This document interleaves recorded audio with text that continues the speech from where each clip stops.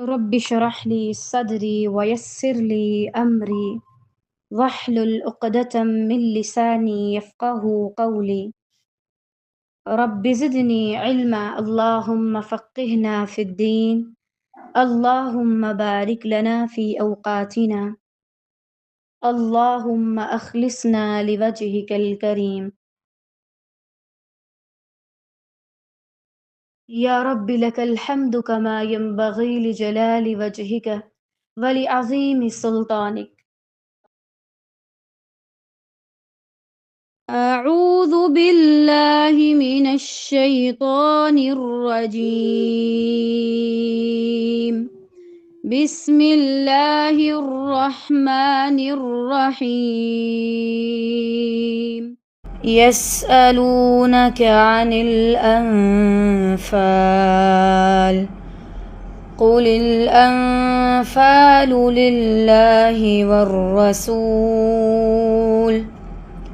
فاتقوا الله وأصلحوا ذات بينكم،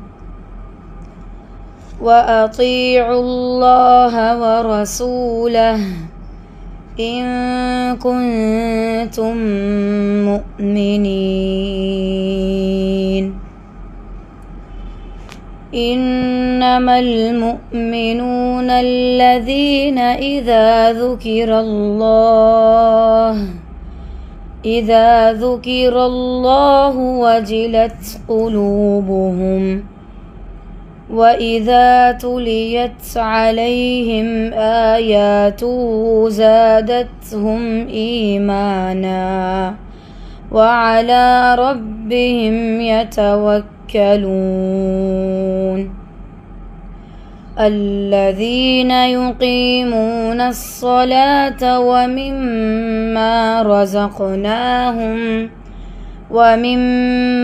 رزقناهم ينفقون، أولئك هم المؤمنون حقا، لهم درجات عند ربهم ومغفرة ورزق كريم.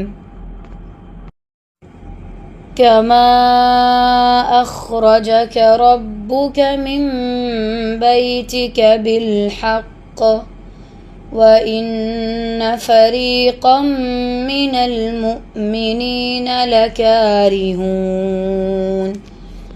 يجادلونك في الحق بعدما تبين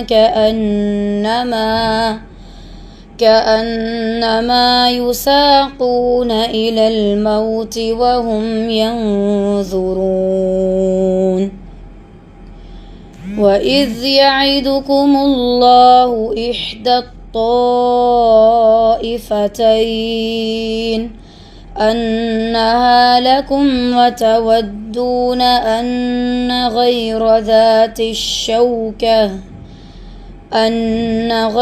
ذات الشوكة تكون لكم، ويريد الله أن يحق الحق بكلماته ويقطع دابر الكافرين، ليحق الحق ويبطل الباطل ولو كره المجرمون.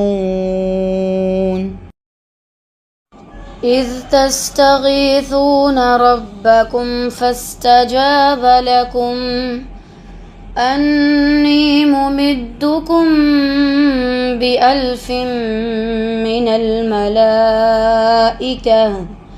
من الملائكة مردفين.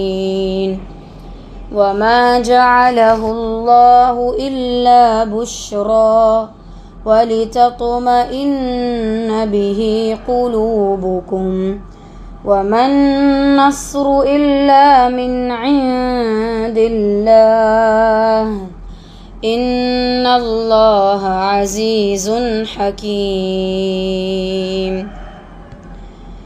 إذ يغشيكم النعاس أمنة منه وينزل عليكم من السماء ماء ليطهركم به ويذهب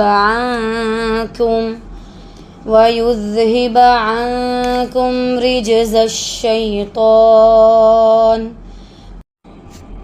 وليربط على قلوبكم ويثبت به الأقدام.